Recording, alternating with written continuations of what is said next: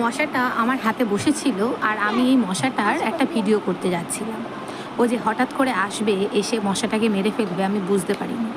কোনোটাই pre planned ছিল না। তো মজার ব্যাপারটা শেষ পর্যন্ত দেখো অবশ্যই। এবার পুলিশ ডাকি? না, তুই মেরে ফেললি কেন? পুলিশ এসে তো ধরে নিয়ে যাবে। কেন? মারলি কেন তুই ওকে? আমার রক্ত খাচ্ছি তো। রক্ত খাচ্ছে বলে তুই মারবি? ওকে বোঝাবি যে রক্ত খেও না, ওই রকম তুই মেরে ফেলবি? কি হলো? মারি মজা, হ্যাঁ, মারি মশা। মশা তো কি হয়েছে? তো মশা মারো ঠিক আছে, তুমি ওই দেখেছো রক্ত খেয়ে নিয়েছে, তাহলে তো আমি আগেই মারতে পারতাম।